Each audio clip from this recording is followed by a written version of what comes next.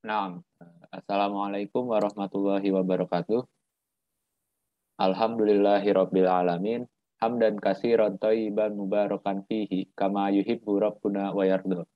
Asyhadu an la ilaha illallah wahdahu la syarikalah wa asyhadu anna Muhammadan abduhu wa rasuluh allazi la nabiyya ba'da.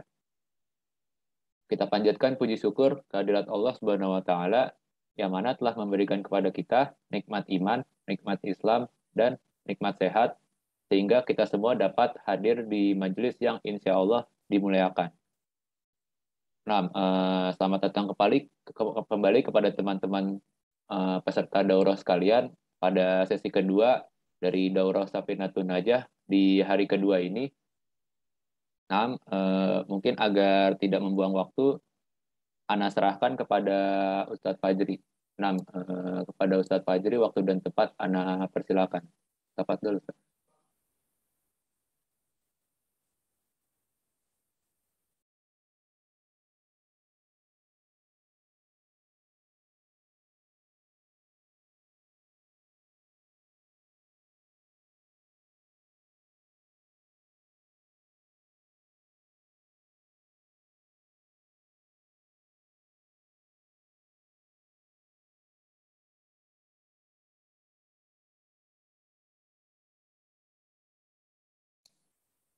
Afwan Ustadz, belum ada suaranya.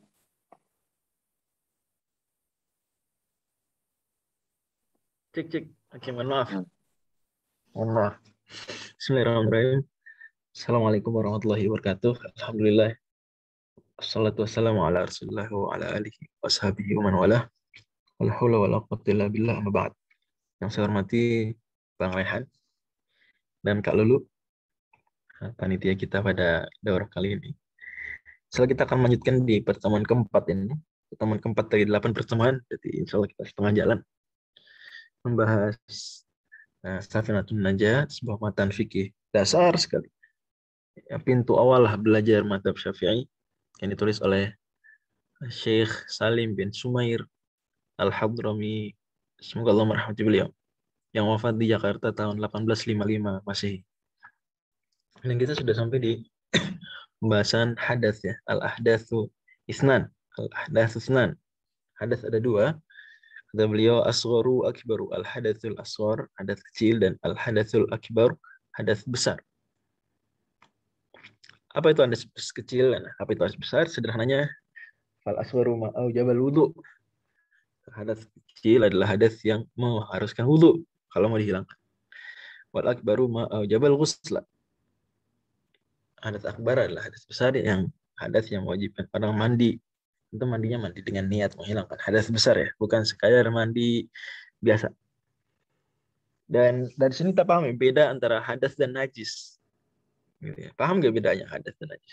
Jadi coba saya bikin cerita ya. Bang Rehan tolong perhatiin dan teman-teman lain perhatiin.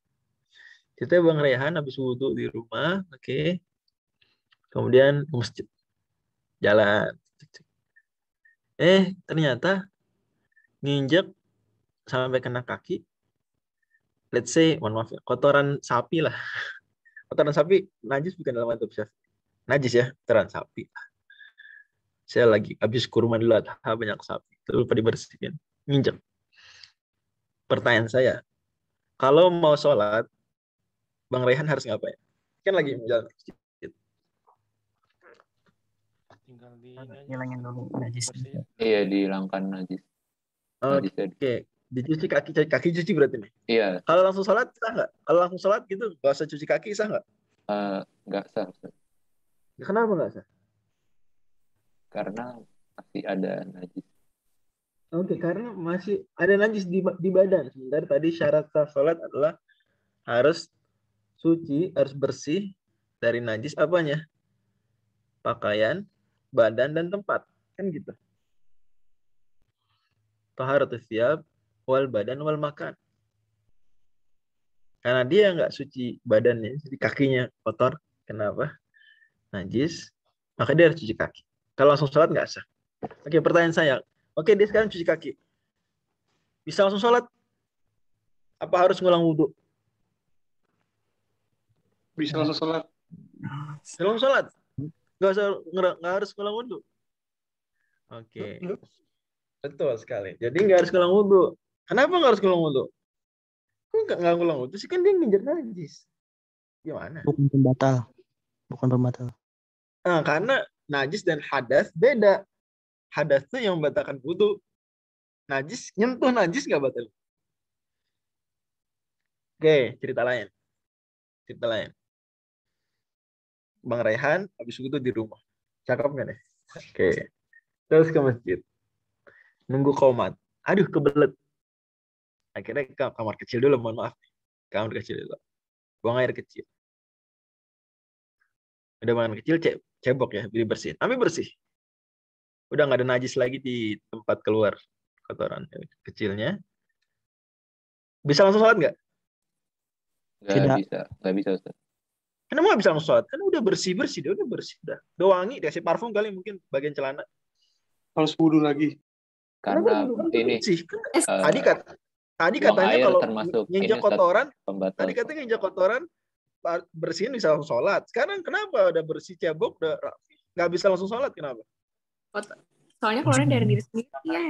Bersih hadas, Ustaz. Nah, itulah kebayang ya bedanya hadas dan najis ya. Dari dua cerita ini. Jadi bisa aja ada orang gitu ya. Dia kotor dengan najis tapi tidak berhadas. Ya enggak? Bisa. Gitu. Dan bisa juga di saat yang sama bersih dari najis tapi berhadas. Paham ya? Oke, ngerti nih, kebayang nih. Ini tolong jangan dicampur-campurkan antara najis dan hadas. Najis itu sesuatu yang kelihatan. Mustaqdarun yamna'u min sihhatis sholati haitsu la murakhis. Itu. Ini sesuatu yang mustaqdar, benda dia. Coba aja najis tadi kan mughalladhah mukhaffafah. Itu semua zat. Cek. Masih kelihatan nggak saya? Cek. Masih Ustaz. Oke, soalnya hilang gambar. Sementara kalau hadas, ya dia sesuatu yang maknawi. Bukan mustaqdar, tapi suatu makna. Itu makna. Jadi abstrak. Kalau hadas itu abstrak, kalau najis itu konkret. Paham ya bedanya ya? Mudah-mudahan bisa dipahami. Oke, ada yang masih belum jelas antara hadas dan najis nih? Nah, jadi kalau nyentuh najis itu nggak batal wudhu ya, nggak harus ulang wudhu. Cukup dibersihkan saja. Tapi harus bersih. Karena kalau nggak bersih, masalahnya adalah di najisnya itu. Dia ada di badannya, bukan karena berhadas. Oke, lanjut. Dan masalah hadas tadi ini udah tuntas betul dibahas ya. Sudah tuntas dibahas di sebelumnya, pembahasan hari kemarin ya, tentang hadas kecil dan hadas besar. Ya, ntar ada pertanyaan. Kalau saat sholat terus menyentuh kotoran cicak bagaimana?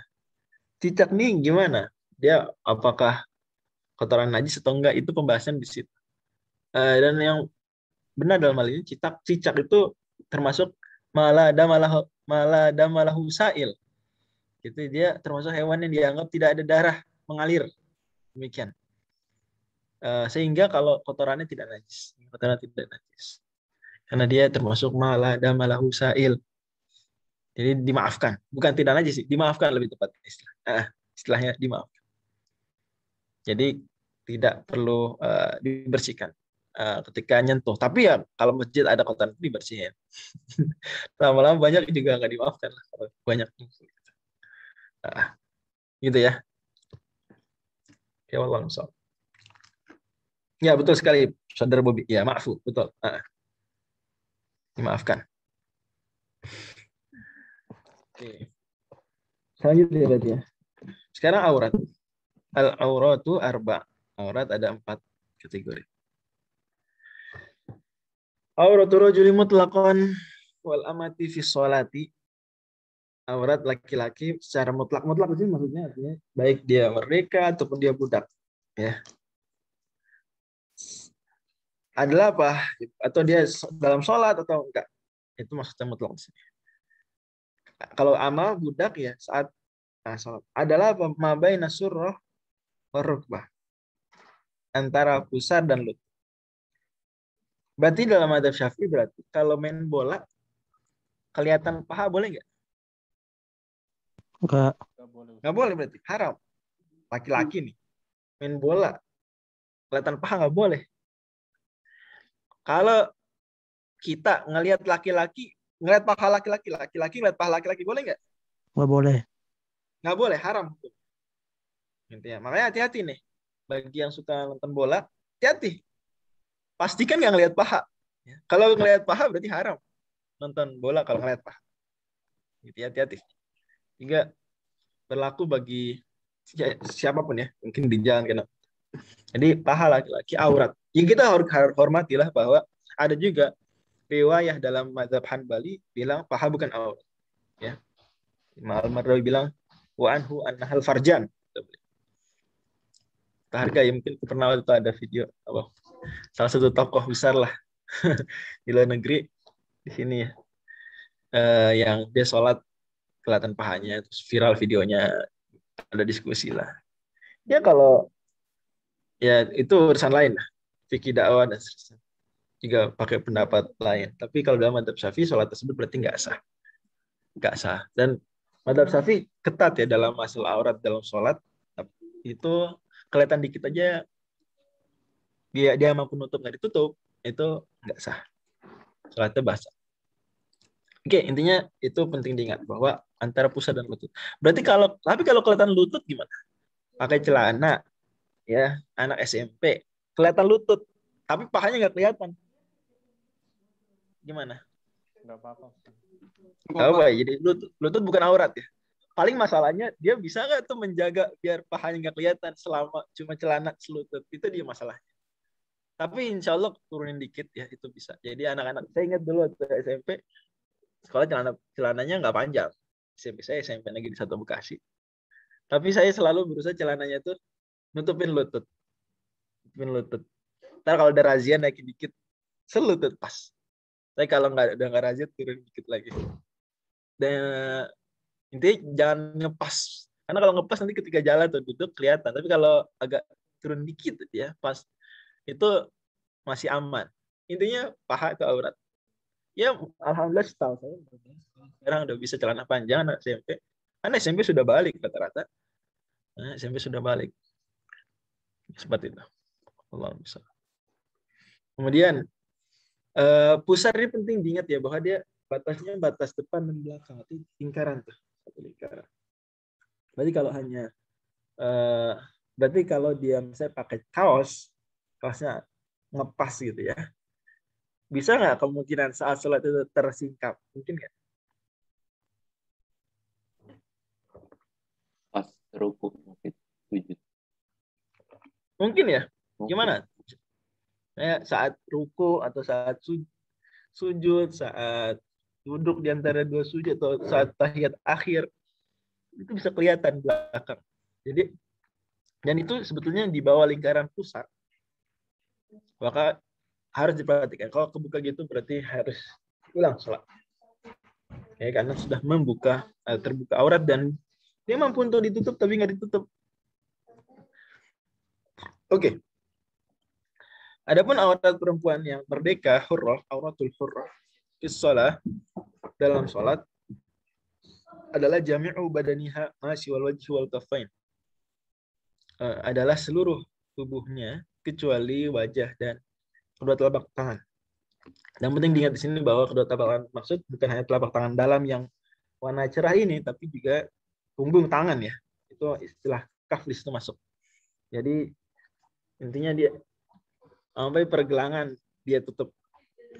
Sampai pergelangan dan kalau bisa jangan ngepas tadi seperti tadi saya singgung di laki-laki karena khawatir mungkin saat bergerak dalam sholat itu tersingkap sedikit bagian tangannya. Seperti itu. Oke. Dan kalau tersingkap dikit berarti kebuka aurat. Jadi jangan ngepas musmat, agak dilebihkan.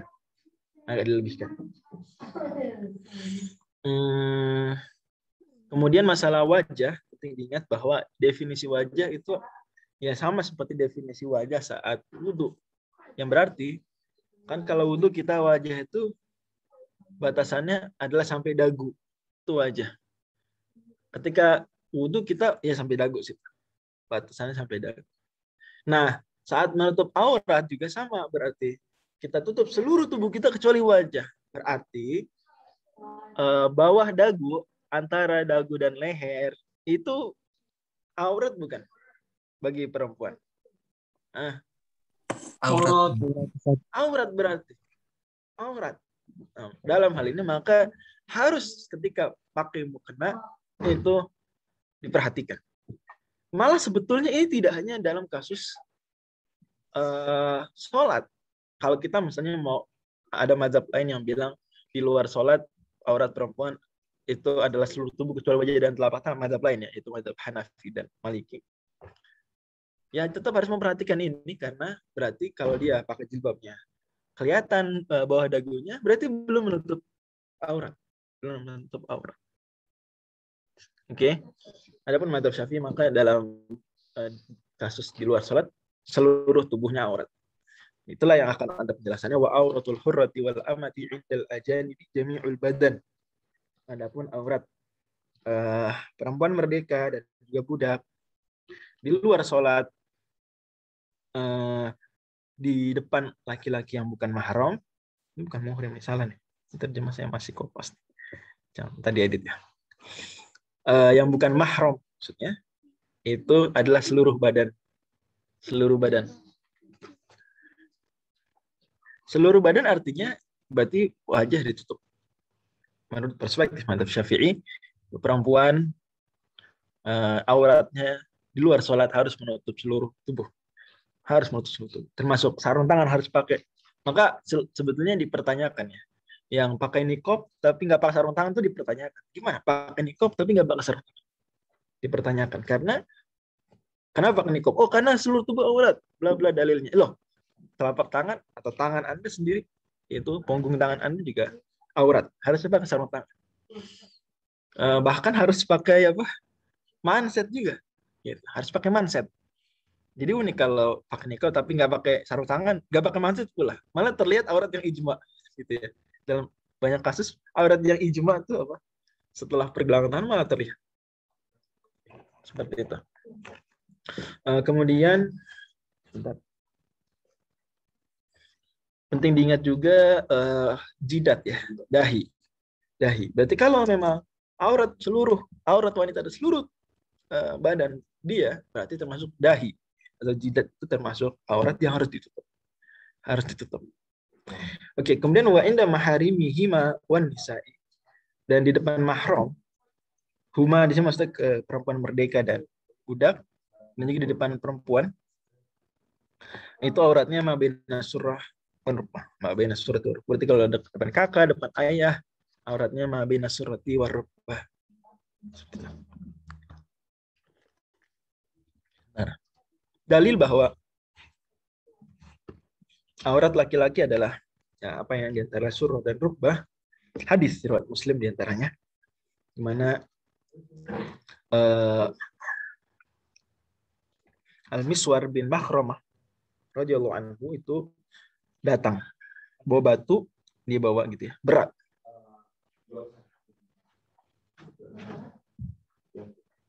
Kemudian pakai pakai sarung. Qala fan hal izari wa ma'il hajar. Kemudian kata beliau, sarung saya melorot, inhalla, turun. Wa ma'iyal hajar. Saya masih pegang batu tuh. Kebayang nggak sih bawa batu pakai sarungnya melorot. Gitu ya. Oke, paham ya?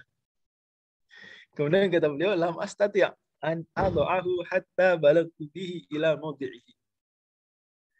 Saya nggak bisa nih naruh batu terus benerin sarung, nggak bisa. Tar dulu sampai naruh batu di tempat. Artinya dia jalan dalam kondisi bagaimana teman-teman? Dalam kondisi celananya melorot. Dia taruh batu.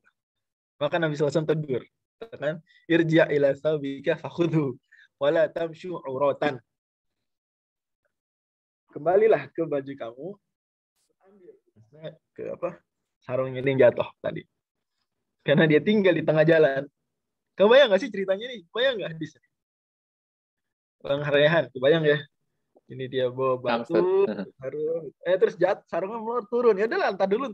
Naruh batu dulu. Dia jalan, tinggalin. Si Nabi suruh, wala tamsyu uratan, jangan jalan uratan, tidak bertelanjang. Padahal dia atasan pakai. Nah, dari sini ulama pahami bahwa berarti sarung ini wajib dipakai laki-laki di depan orang lain gitu ya. Kemudian sarung itu menutupi surah dan rubah. Antara surah dan rubah itu fungsi sarung itu. Berarti batasan aurat laki-laki adalah as-surah wa rubah. Ditambah hadis lain, al-fakhidhu aurah. Paha adalah aurat. Tapi bilang paha adalah aurat. Baik terpahami bahwa paha adalah aurat.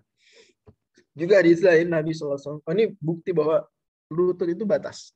Artinya dia nggak masuk aurat. Lutut bukan aurat. Adalah hadis Nabi SAW. Inna Nabi SAW kana qa'idat fi makanin fihi ma'un qad kashafa an rukbatayhi. Nabi pernah dia duduk dekat semacam danau kecil gitu ya, air. Nabi menyingkap sampai kelihatan rukbah beliau, kelihatan lutut beliau. Lutut aja, bukan paha ya, lutut. Falamma dakhala Utsman wa Thaha. Maka ketika Utsman datang, Nabi tutup. Padahal sebelumnya Abu Bakar datang, Umar datang, Nabi nggak tutup. Utsman datang, Nabi tutup.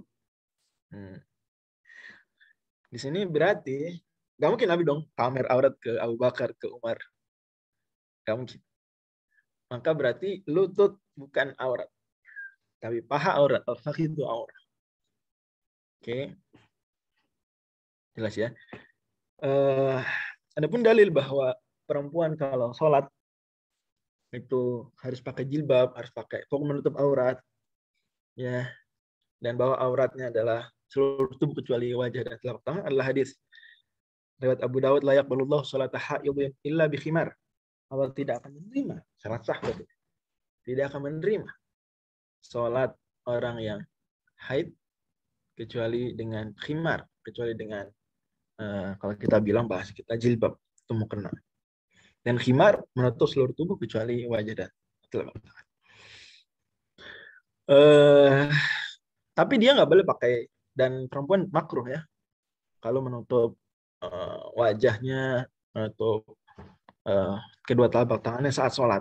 Di antara dalilnya hadis surat Abu Dawud, anna Rasulullah anisadli sholati wa an yughatti rajulu fahu. Nabi melarang seorang menutup wajahnya saat sholat, menutup mulutnya saat sholat. Berarti perempuan nggak boleh pakai niqab di sini. Juga ijma ulama, Ibnu Abdul Bar nukilkan, dan Ibnu Abdul Bar ulama Malikiyah, ulama Maliki, tapi ya kalau nukil ijma ya berlaku juga untuk mazhab Syafi'i. Wa ajma'al ulama, kata beliau, dan Ibnu Abdul Bar ulama yang sangat konsen membahas ijma. Dalam mazhab Maliki itu yang paling konsen bahas ijma Ibnu Abdul Bar dan Al-Imam Ibnu Rushd Al-Hafid. Ibnu Rushd yang cucu Averroes versi barat. Kalau dalam mazhab Syafi'i yang sering banget bahas ijma adalah Imam Nawawi, gitu. Al-Qadhi Al-Mawardi sering bahas ijma. Punya perhatian khusus. Kemudian juga kalau kita bicara ulama Syafi'i ya, tapi yang muhaddis, kita punya Al-Hafidz Hajar Al-Asqalani. Ini yang konsen serius bahas. Juga kita punya usuli Imam Fakhruddin Ar-Razi. Oke, cukup banyak, tapi di sini saya dapatnya nukilan dari Ibnu Abdul Bar. Dia katakan wa ajmal ulama ijma bahwa perempuan la tusolli mutanaqibatan wala mutabarqi'atan. Tidak sholat berniqab, tidak juga berburqa. Adapun dalil bahwa perempuan seluruh tubuhnya menurut perspektif mazhab Syafi'i adalah aurat, termasuk wajah, termasuk kedua telapak tangan, adalah hadis al-mar'atu auratun fa idza kharajat istashrafaha syaitan. Ya. Bahwa perempuan adalah aurat, kalau dia keluar ya istashrafa itu setan menghiasi. Jadi al-mar'atu aurat, fil istighraq, seluruh wanita, seluruh tubuhnya al-mar'atu aurat. Oke. Anda chat banyak nih.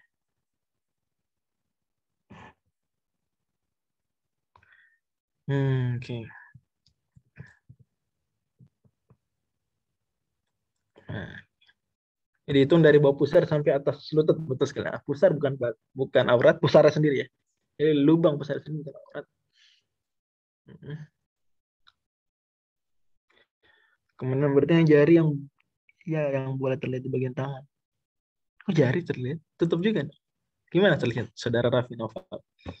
Nah, kan tutup semua. Masuk pergelangan kafain itu seluruh, pakai sarung tangan. Afan tadi kesingkap dikit aurat juga berarti batal sholat. Iya, kalau dalam madzhab Syafi'i kesingkap dikit dan bisa dia mampu menutup, tidak segera ditutup, itu batal. Kalau dia kesingkap, wah langsung ditutup sama dia, nggak batal.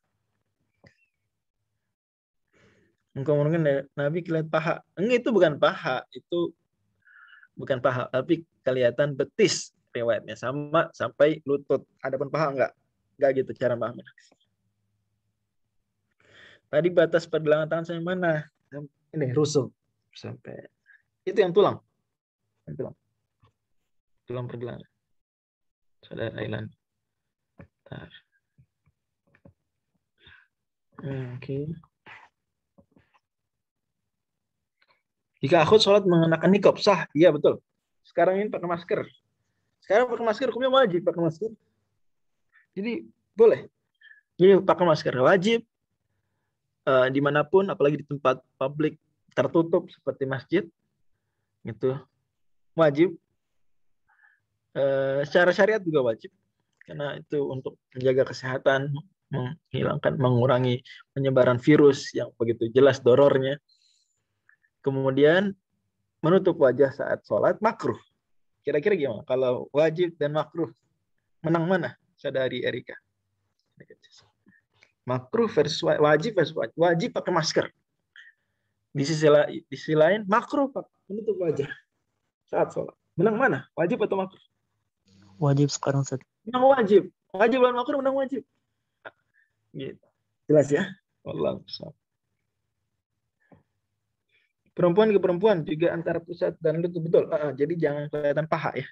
Perempuan jangan kelihatan paha. Kalau budak wanita di hadapan tuannya pakai seluruh badan. Maksudnya malah nggak ada, malah dia seperti istri.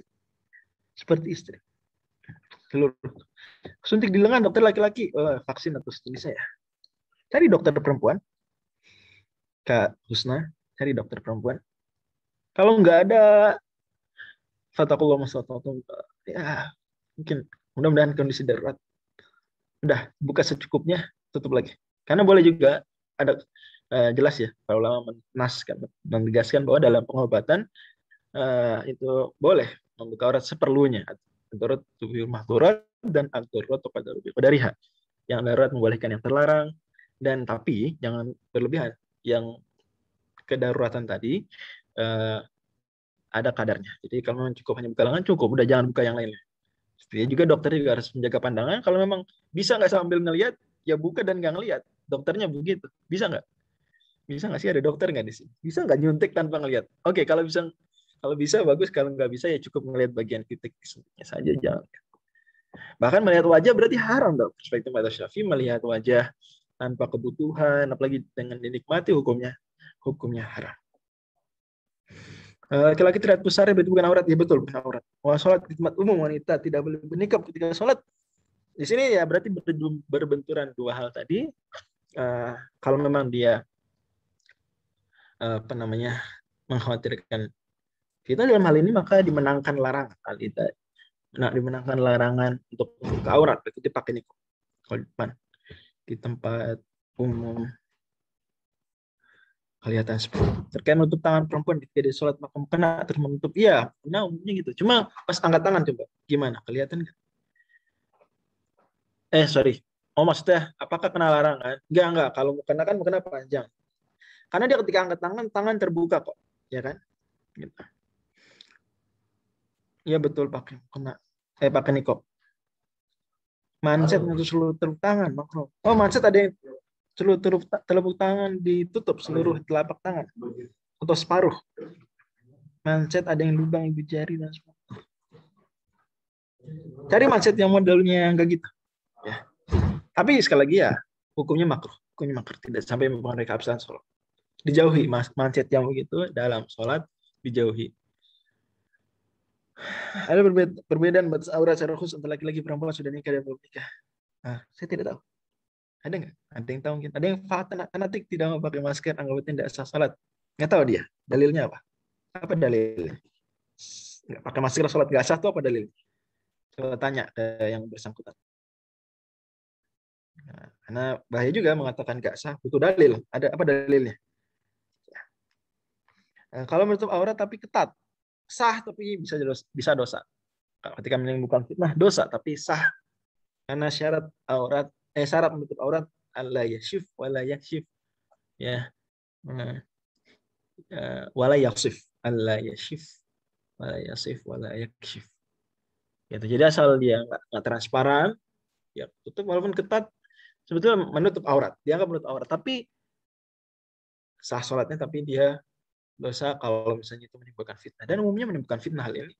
Ketika dilihat laki-laki, atau sebaliknya, berlaku juga buat laki-laki, dilihat perempuan, ketat begitu, mungkin menimbulkan fitnah, maka nggak boleh. Haramnya dari sisi itu, bukan dari sisi menutup atau membuka aurat. Gitu ya. Tapi kalau transparan, ya itu haram. Transparan. Melihat aurat di sosmed, apa sama melihat secara langsung? Fitnahnya sama. Dan jangan bermain-main dalam hal ini. Nah, fitnahnya sama. Harus menjaga pandangan. Ya, ittaqillaha haitsu ma kunta. Takwalah pada Allah dimanapun kamu berada. Oke, kita lanjut ya. Mudah-mudahan sudah jelas masalah aurat ini. Jadi demikian bahwa ada pembedaan aurat. Jadi penting diingat ya, aurat perempuan ada pembedaan antara merdeka dan budak, ada pembedaan antara sholat di luar sholat. Oke, batas-batasannya diperhatikan. Dari sini kita semakin begini ternyata ya. Mungkin ada hal-hal yang selama ini salah sangka atau belum detail memahaminya, mudah-mudahan tidak terjawab. Oke, selanjutnya tentang rukun sholat. Rukun sholat diambil dari hadis riwayat Muslim, riwayat Abu Daud yang berjudul hadis al-musi'i sholat. Hadis apa? Apa Bang Rehan? Judul hadisnya? Hadisul musi'i sholat. Hadis orang yang nggak benar sholat. Al-musi'i sholat. Nah, itu ceritanya datang seorang Nabi Sallallahu. Dia datang ke Masjid Nabawi terus sholat tahiyat gitu ya. Cepet. Kemudian datang ke Nabi Sallallahu Alaihi Wasallam. Nabi ngasih salam ke Nabi. Nabi jawab salamnya. Kemudian Nabi katakan, irji' fasalli fa innaka lam tusalli. Balik lagi ya. Ulangi sholat kamu. Kamu belum sholat. Kamu belum sholat berarti kamu sholatnya nggak sah. Oke, artinya dia meninggalkan sesuatu yang merupakan rukun dalam hal ini. Bingung dia, ya udahlah. Terus dia sholat. Tapi masih cepet-cepet juga. Cepet banget. Kemudian dia ke Nabi Sallallahu Alaihi Wasallam, kemudian mengucapkan salam. Dan Nabi lakukan atau katakan hal yang sama. Setelah jawab salam, irji fasal fa innaka lam tusalli. Oke, dia balik lagi. Yang ketiga dia datang, Nabi bilang hal yang sama, kata dia, maaf sih Nabi Rahat. Saya nggak bisa lagi selain Nabi, dah maksimal mentok. Salahnya di mana? Salim nih, ajari saya dong. Mohon ajari saya.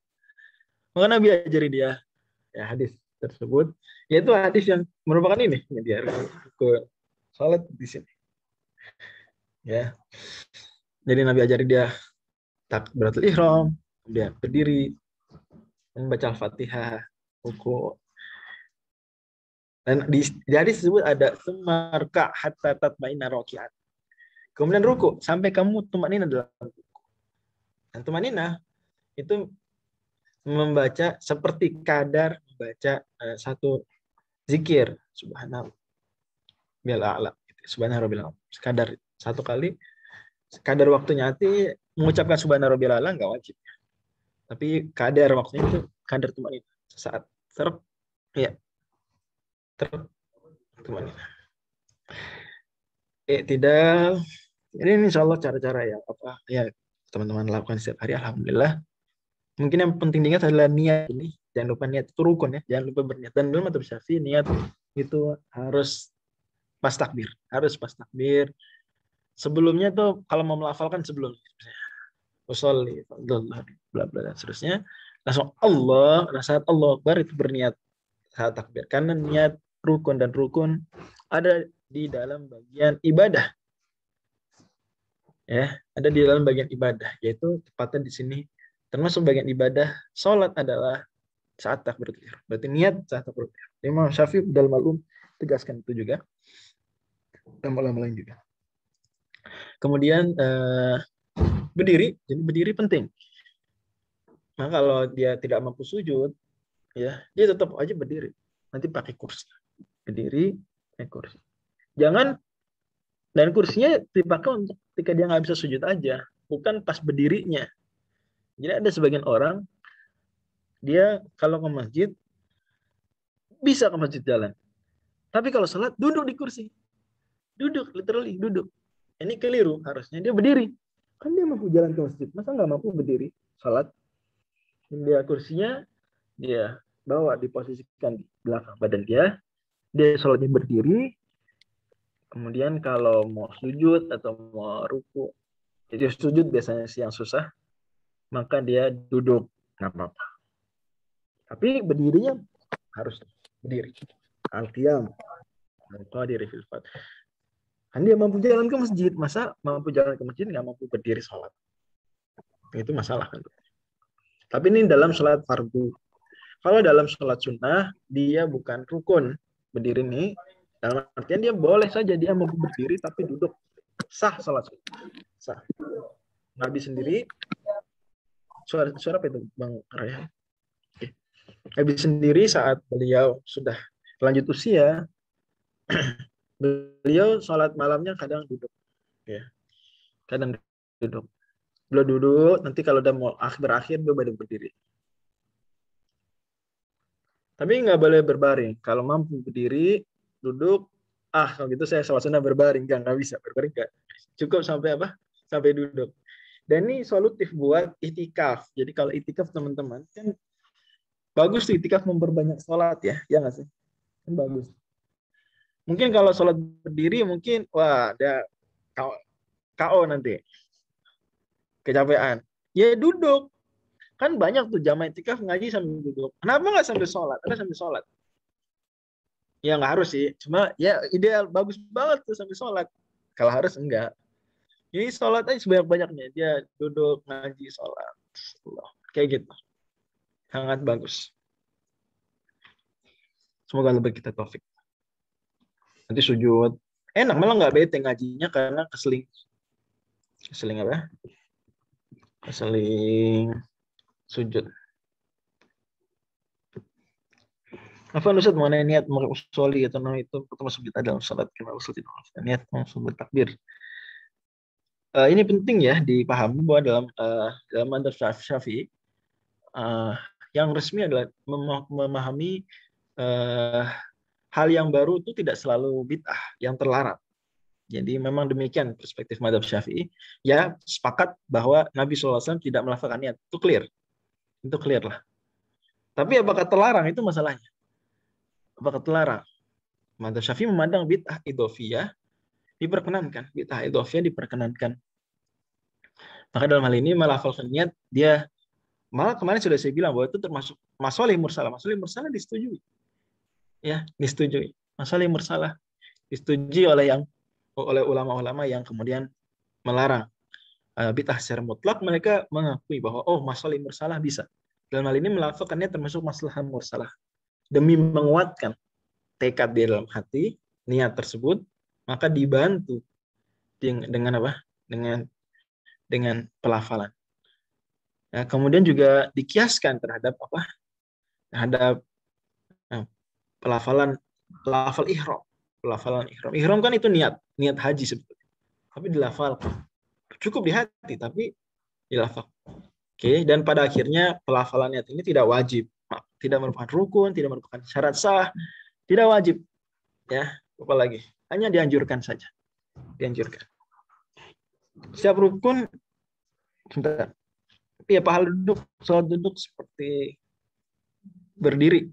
Apa gimana? Oke, pahala duduk ketika sholat sunnah, ya setengah dari pahala berdiri. Ada seperti itu. Lutut cedera, sakit pas dipakai sujud. Kondisi kaki harus lurus saat kondisi. Iya, dia bagusnya berdiri terus pakai kursi. Nah, baik. Kok gimana? Susah berjalan pincang pas ke masjid. Dia bisa jalan walaupun pincang ke masjid berarti bisa berdiri, ya enggak? Kalau gitu dia nanti sediakan kursi aja. Dia berdiri, kemudian pas saat sujud dia duduk di kursi.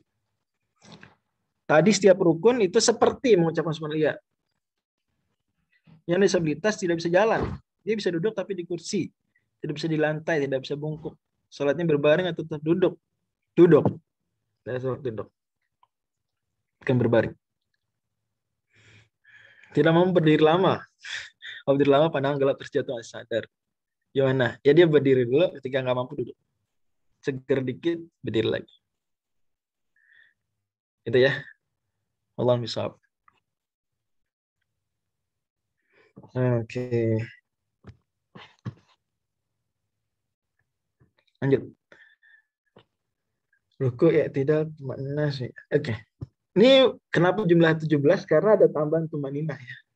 Kalau nggak ada tumaninah berkurang angkanya. Maka mungkin teman-teman di sekolah belajar kayak dulu rukun sholat berapa Bang Rehan di sekolah diajar. Sehingga saya dulu di SMP rukun sholat dan di SD 13 gitu. Kamu ingat nggak 13? Lupa jumlahnya. Lupa. Diulang-ulang, jangan remehkan pelajaran agama di sekolah ya. Itu penting itu. Ingat-ingat semua. Oke. Kemudian yang 11 duduk, kita baca dulu teks Arabnya. Arkan sholati sab'ata asyara al-awwalu niyyatu ats-tsani takbiratul ihram ats-tsalits al-qiyamu 'ala al-qadri fil fardhi ar-rabi'u qira'atul fatihati al-khamisu ruku'u as-sadisu tuma'ninatu fihi as-sabi'u al-i'tidalu الثامنة طمأنينة فيه التاسع سجود مرتين العاشرة طمأنينة فيه الحادية عشر الجلوس بين السجدتين الثانية عشرة الثالثة عشر التشهد الأخير الرابع عشر القعود فيه الخامس عشر الصلاة على النبي صلى الله عليه وسلم فيه السادس عشر السلام السابع عشر tertib. Duduk di antara dua sujud, tumaninah sama di situ. Tasyahud akhir, jadi tasyahud awal bukan rukun. Tasyahud awal. Makanya ketika orang skip tasyahud awal, ya sholatnya sah. Nggak harus diulang. Sholatnya sah. Karena sudah mengerjakan semua rukun, dia meninggalkan sesuatu yang bukan rukun. Meninggalkan sesuatu yang bukan rukun, dia masuk kategorinya wajibat atau nama lainnya sunnah abad. Sunnah abad. Gitu ya. Jadi nggak masalah. Cuma ya dia disunnahkan ya untuk sujud sahwi. Dia meninggalkan tasyahud awal, tasyahud akhir. Seperti itu. Oke. Kemudian niat sholat. Sebentar. Ya kalau nutup mata bisa tumaninah, nggak apa-apa. Nutup mata sendiri nggak haram. Nggak haram. Paling dia menyelisih sunnah. Karena sunnahnya melihat tempat sujud. Al-Fatihah dibaca cukup sekali. Maksudnya sekali setiap rakaat. Ini juga semuanya setiap rakaat ada yang berulang. Al-Fatihah sekali setiap rakaat. Jadi sehari Muslim yang bermadzhab Syafi'i dia 17 kali minimal. Oke. Ini ada madzhab lain yang bilang tidak harus Al-Fatihah setiap rakaat, ada yang kayak gitu. Tapi itu lemah, marjuh. Dapat yang lemah. Oke. Kemudian di sini ya salam tartib. Berarti niatul khuruj minas shalah ini bedanya dengan matan Abi Syuja ya. Matan Abi Syuja ada tambahan. Khuruj minas shalah. Enggak usah niatul khuruj minas shalah, enggak perlu. Tidak termasuk rukun. Ya. Assalam tertib dan harus urut. Tidak boleh diulang, dibalik-balik urut. Sekarang faslun fi niat shalah, niat itu salah darajat. Niat ada 3 derajat. Ini tolong dipahami nih, penting ya. Dan ini nggak ada urusannya dengan melafal nggak melafalkan. Ini sama. Mau melafalkan nggak melafalkan ini sama ya. Dan melafalkan niat hukumnya dianjurkan dalam madzhab Syafi'i. Dianjurkan. An-niyatu thalathu darajat, ada 3 derajat. In kanati sholatu fardhan wajib qasdul fi'li wat ta'yin. Qasdul fi'li wat ta'yinu wal fardiyat. Harus qasdul fi'l. Kalau sholatnya fardu, maka harus ada qasdul fi'l. Qasdul fi'l berarti usolli. Oke. Wat ta'yinu. Kemudian harus ta'yin. Menentukan sholatnya apa? Misalnya zuhur. Oke. Wal fardiyah. Dan meniatkan itu sholat fardu. Ingat ya, tadi prinsipnya hal-hal yang fardu harus diyakini fardu. Oke, harus diyakini wajib. Kalau enggak, berarti Anda belum mengerjakan kewajiban. 3 nih. Qasdul fi'il, wa ta'yin, wal fardiyah. Berarti harus minimal 3 unsur. Ada qasdul fi'il, disebutkan usolli, sholat, usolli. Ya, di hati dia tuh menekatkan, saya mau sholat, usolli. Kemudian ta'yin, menentukannya sholat apa nih? Ya, harus tahu. Saat takbir tuh di hati tuh harus usolli. Ya. Fardhu zuhri itu minimal. Usolli fardhu subhi. Ya. Kalau dia berjamaah, usolli fardhu subhi. Makmuman. Harus ya di hati. Ini sekali lagi melafalkan itu di luar pembahasan ini. Ini di hati pun harus ada unsur 3 ini. Apa yang pertama? Qasdul fi'il. Yang kedua, ta'yin. Apa maksudnya qasdul fi'il? Yaitu usolli. Ya. Saya memaksudkannya ngapain? Sholat. Ya. Kemudian ta'yin. Sholat apa? Zuhur, subuh, asar, maghrib, isya. Dan seterusnya. Kemudian kefarduan. Fardon. Gitu. Adapun wa in kanat nafilatan muaqqatatan, kalau dia merupakan sholat nafilah yang ada waktunya, ya. Karotibatin au dzata sababin. Gini, baca gini, wa in kanat nafilatan muaqqatatan karotibatin au dzata sababin.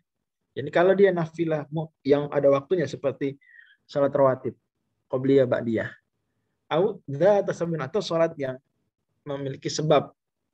Sholat yang memiliki sebab. Apa sholat yang memiliki sebab? Misalnya tahiyat masjid. Ada sebabnya. Masuk tahiyat masjid. Ya. Wajib qasdul fi'li wa ta'yin. Maka ini cukup 2 aja. Yaitu apa? Minimal qasdul fi'il, usolli. Saya mau sholat. Wa ta'yin, dan menentukannya apaan. Sholat apa. Ya. Misalnya sholat qobliyah subuh, qobliyah zuhur, dan seterusnya. Oke. Dan ini semua minimal ya. Adapun mustaqbilal qiblah, kemudian adaan lillahi ta'ala, ini tidak sampai ke derajat hal yang esensial dalam niat. Ya betul, khurujan minal khilaf, karena demi keluar dari perbedaan pendapat, ya bagus ditambahkan seperti itu. Demikian ditegaskan Imam Ibnu Hajar Al-Haytami dalam Tuhfah. Karena ada ulama yang mewajibkan di kalangan Syafi'iyah, ditambah harus itu penting, mustaqbil qiblah, harus itu lillahi ta'ala. Maka ya bagus, khurjan minal khilaf ditambah. Tapi sebetulnya tidak merupakan keharusan. Ke dalam Zubat bisa dikatakan dunan idafati ilal jalali wa ada di raq'ati wastiqbali. Tidak perlu dikatakan lillahi ta'ala. Salat lillahi ta'ala lah pasti. Kemudian wa ada di raq'ati, nggak perlu sebut ada bilangan rakaatnya. Nggak perlu sebut bilangan rakaatnya. Arba rakaatin. Wa ada di raq'ati wastiqbali, nggak perlu mengatakan mustaqbil qiblah. Tapi menghadap kiblatnya. Tapi ya demi, karena ada yang mengharuskan untuk jaga aman diucapkan. Ya, diucapkan. Tapi sekali lagi itu bukan hal yang esensial. Esensial banget itu 3. Yaitu apa? Kalau sholat wajib, qasdul fi'il wa ta'yin wal fardiyah. Kalau sholat nafilah muaqqatah atau sholat dzatu sabab contohnya apa? Tahiyat masjid. Maka 2. Berarti apa yang kurang? Apa yang berkurang dari yang sebelumnya? Fardiyah. Fardiyah nggak perlu. Berarti nggak perlu niat sunniyah, nggak perlu ya? Nggak perlu niat. Kesunahan itu nggak perlu ditegaskan. Tapi kalau fardiyah harus ditegaskan. Ada. Oke, terpahami ya. Wa in kanat nafilatan mutlaqatan. Tapi kalau dia nafilah mutlak, saat sunnah yang mutlak, ya. Maka wajib qasdul fi'li faqat. Cukup dia usoli saja. Udah. Nggak usah ada lain-lain, udah sah. Tapi lagi ini semua bicara minimalis ya, kadar ya. Kalau mau khurjan minal khilaf nggak apa-apa, seperti misalnya salat qobliyah subuh dia baca sholli sunata subhi rakaataini qobliyatan lillahi ta'ala, nggak apa-apa. Ya, nggak apa-apa. Ada sunnahnya, walaupun tidak harus. Ya. Tapi kalau fard salat wajib 5 waktu harus ini wajib. Misalnya.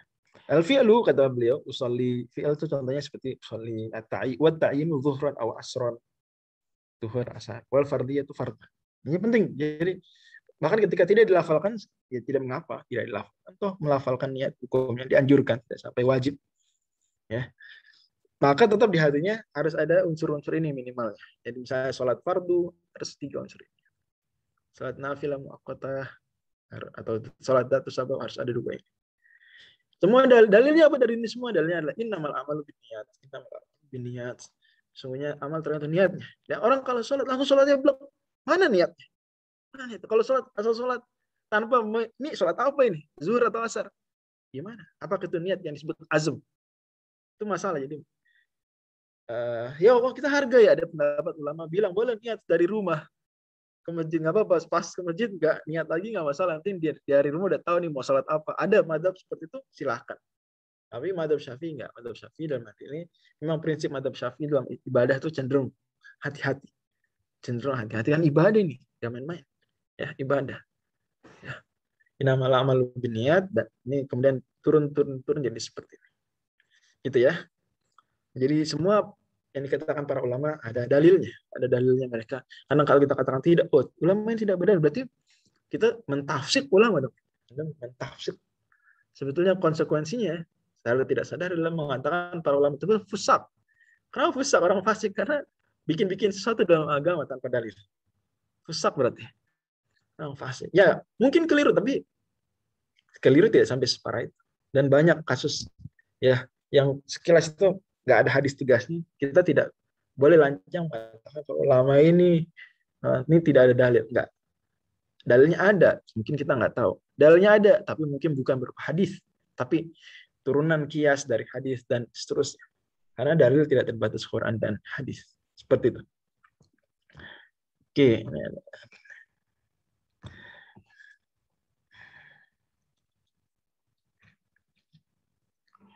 Doa dan zikir setelah sholat imam. Ini bukan pembahasan kita. Tapi dalam mazhab Syafi'i dianjurkan, tidak wajib ya, dianjurkan berzikir dan berdoa setelah sholat sir, dianjurkan. Tapi kalau tidak sir, ya dijaharkan dan berjamaah seperti itu juga tidak mengapa. Tapi yang dianjurkan, disunahkan adalah dia disirkan masing-masing. Itu yang dianjurkan. Jika masuki masjid, tapi untuk pengajaran bagus dijaharkan, bagus. Imam Syafi'i sendiri menegaskan demikian. Kalau untuk ngajarin bagus dia keraskan. Ya. Tapi kalau sudah pinter masing-masing, lebih afdol masing-masing. Disir dan masing-masing. Ketika kita masuki masjid waktu zuhur dan ingin melakukan sholat rawatib, apa kita tahiyat itu sholat? Kalau mau minimalis cukup sholat sunnah rawatib saja. Udah. Karena sholat tahiyat masjid terwakili dengan sholat sunnah rawatib. Karena yang sebenarnya sholat tahiyat masjid yang penting adalah dia ke masjid sebelum duduk sholat dulu 2 rakaat. Itu yang penting. Dan dia terwakil dengan sholat wajib, terwakil dengan sholat sunnah. Gitu ya. Tapi kalau dia mau pisah boleh. Bagus. Demikian. Niatnya niat sholat rawatib lebih kuat. Dia niat sholat rawatib, masuk yang lemah di sini tahiyat masjid, ikut. Dia sholat fard, sholat wajib, masuk tahiyat masjid, ikut ke situ. Niat dalam hati pak basar itu boleh selain basar, jangan kan dalam hati, di lisan pelafalan juga boleh dengan tidak dengan selain basar, karena niat itu azam dan tidak ada hadis khusus menentukan lafal niat tertentu, nggak ada kan? Yang tadi usolli fardu itu bukan hadis, harus diakui ulama Syafi'iyah nggak ada yang bilang itu hadis. Ya. Tapi tolong unsur-unsur niat tadi 3 tadi, bagian sholat fardu, bagian sholat sunnah muaqqatah dan datus sabab 2 tadi, dan unsur usolli tadi qasdul fi'il bagi sholat nafilah mutlaqah itu harus terpenuhi ya. Jadi dalam selain besar gimana ya, penuhi nggak unsur 3 tadi? Kalau nggak terpenuhi berarti belum memenuhi syarat ya, belum memenuhi hal yang esensial dalam niat gitu ya. Allah misal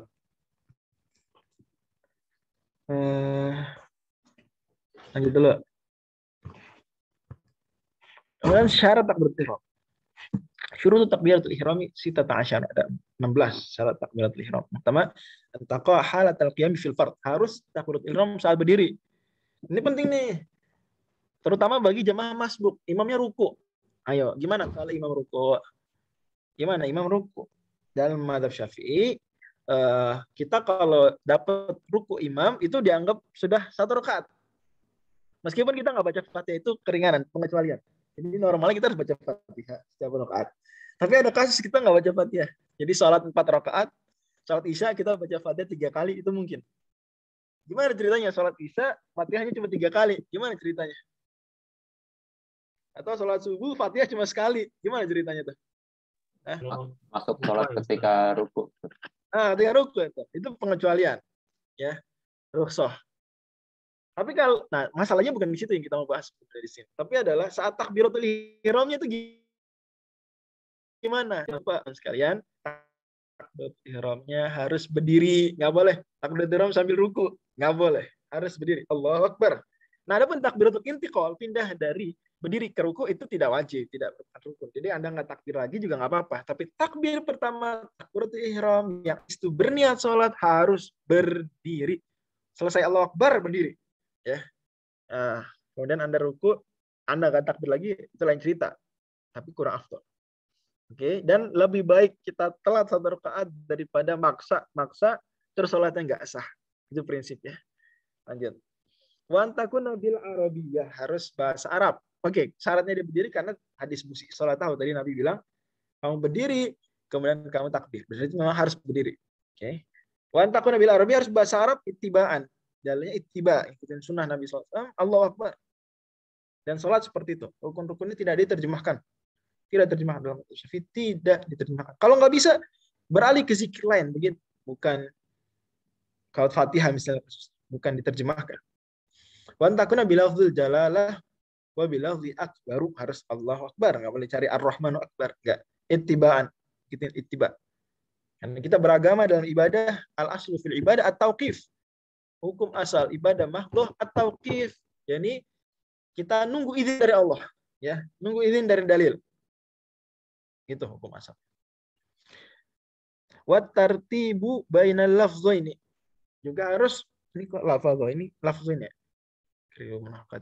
Harus tertib di antara dua lafaz. Berarti kalau akbarullah enggak, harus Allah. Allah dulu baru akbar. Berarti nggak bisa diganti Allahu a'az, Allahu arham, enggak, Allahu Akbar. Ittiba, ikutin. Kita beragama ittiba. Wa alla yamudda hamzatal jalalah, tidak boleh manjangin hamzah di lafaz jalalah. Jadi gimana tuh maksudnya? Kayak gimana suaranya, coba disuarakan. Allah. Nggak boleh tuh. Allah, nggak boleh. Karena jadi apa masalahnya tuh? Apakah pertanyaan Allah, apakah Allah besar? Apakah Allah Maha besar? Allahu Akbar. Salah kan? Ada memad di akbaru, dan nggak boleh panjangin akbar, Allahu Akbar. Itu jadi akbar. Itu apa? Bahasa Arabnya itu artinya kalau nggak salah saya pernah cek. Gendang. Itu kendang gitu. Berbahaya. Akbar. Wa alla yashaddidal ba. Allahu Akbar.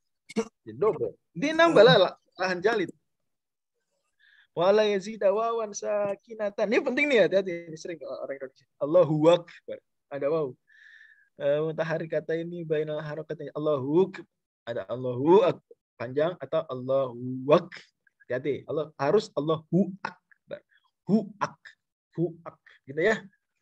Wala yazida wawan qoblal jalalah, juga nggak boleh di sebelum lafal Allahnya nggak boleh ada waw. Jadi wallahu akbar, enggak. Allahu Akbar. Ittiba, dalilnya semua ittiba karena ibadah. Tauqif akhi. Ikutin Nabi SAW. Jangan bikin-bikin. Ya. Wa alla yaqifa baina kalimatai takbiri waqfatan tawilatan wala qasiratan. Dan tidak boleh berhenti antara dua kata takbir tersebut. Baik panjang maupun pendek. Jadi Allah Akbar. Enggak boleh. Dalilnya ittiba. Wa an yusmi'a nafsahu jami'a hurufnya. Harus dia dirinya sendiri dengar omongan. Harus dengar diri sendiri. Itu sir, memang definisi sir adalah diri sendiri dengar, bukan dalam hati. Dan harus seluruh hurufnya. Wa dukhulul waqti fil muaqqati, harus udah masuk waktu nih, kalau dia memang sholat ada waktu, harus masuk waktu. Kalau takbirnya sebelum masuk waktu ya berarti nggak sah. Jadi ada sebagian sholat sebelum masuk waktu, bahkan even cuma takbiratul ihramnya aja nggak sah. Wa iqa'uha halal istiqbal, dan takbir atau ihramnya ketika sudah ngadap kiblat, ya. Ketika sudah ngadap kiblat.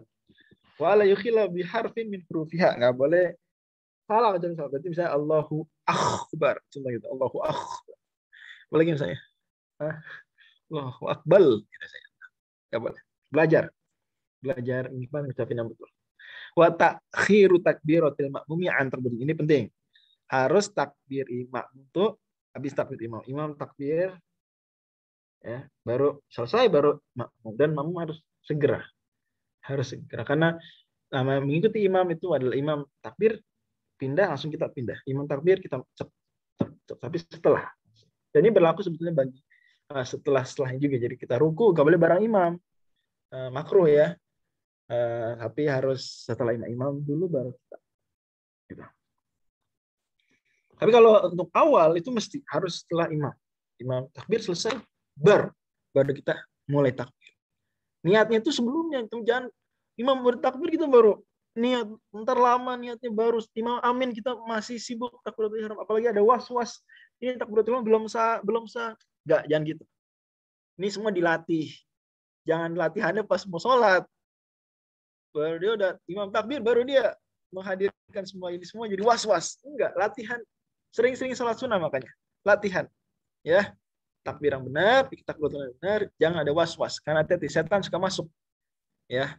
Orang belajar fikih kadang udah pinter itu setan masuk di pintu was-was. Waktu dia belum tahu apa-apa, setan masuk di pintu al-jahl, pintu ketidaktahuan, ignorance.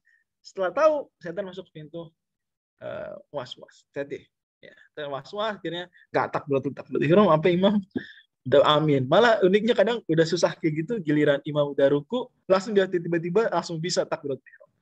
Kadang ini setan masuk di situ, kadang ya, tidak selalu, tapi ya kita beri modal dari yang seperti itu. Ya hati-hati juga, penting diingat. Kemudian Fatihah, syurutul Fatihah, asyaratul Fatihah. Ini semua dalilnya ittiba ikut. Okay. Juga kalau masalah tadi setelah takbir ihram itu dalilnya adalah hadis Bukhari Muslim, inna mujallal liutam nabi fa idza kabbara fakabbiru, pakai fa idza kabbara fakabbiru. Fa itu yufidu apa? Ada yang, ini teman-teman ada yang ngerti? Ingat enggak pelajaran nahu? Fa idza kabbara fa itu yufidu apa? Yufidu tartib wa ta'qib. Jadi berarti ya, urut imam dulu baru makmum. Selesai imam baru makmum, dan ta'qib harus segera.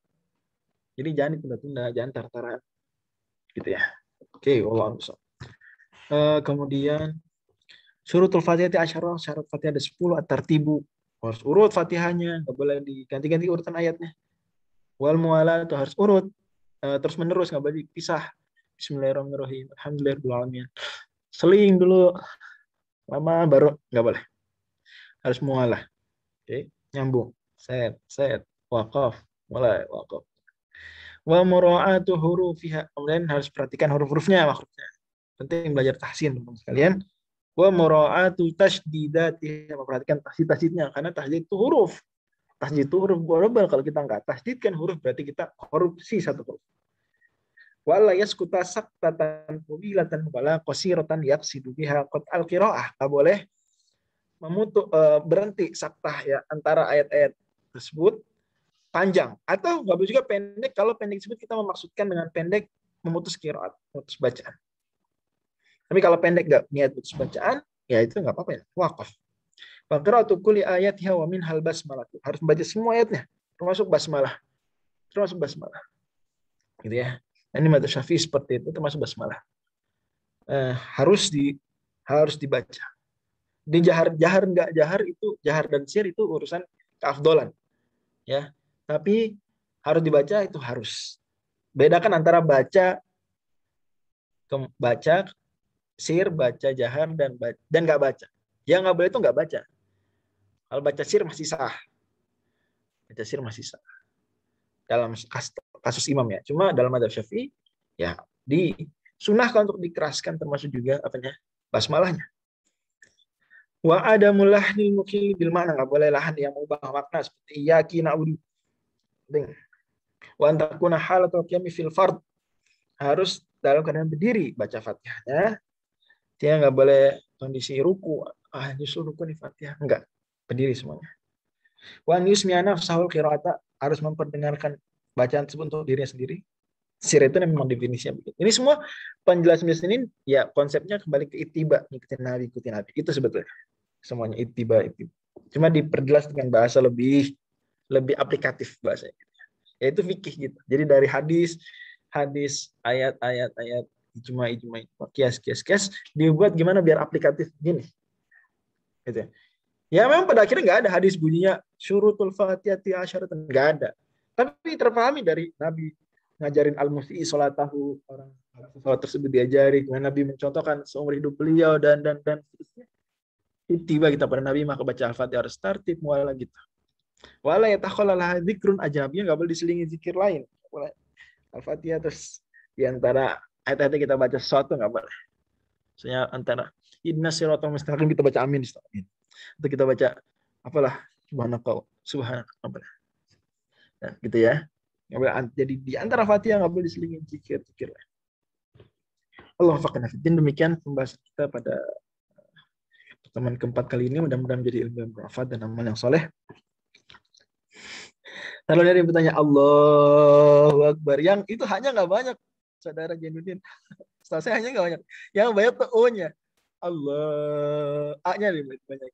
Bukan H-nya, ini H-nya. Kalau gini Allahu Akbar. Kayaknya nggak ada imam gitu. Ya, mungkin maksudnya Allah. Itu nggak apa-apa. Karena Allah, lafaz jalalah kan panjang. Allah panjang.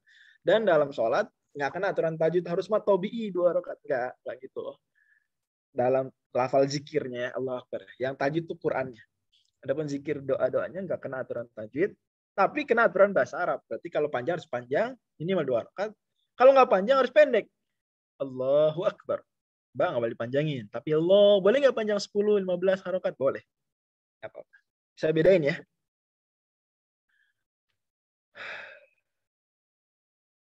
Kalau salam setelah imam, harus salam. Iya betul, salam. Nah. Kalau berdoa dulu, doa sunnah, akhi, saudaraku. Bukan akhi. Saudari Nur Hidayah.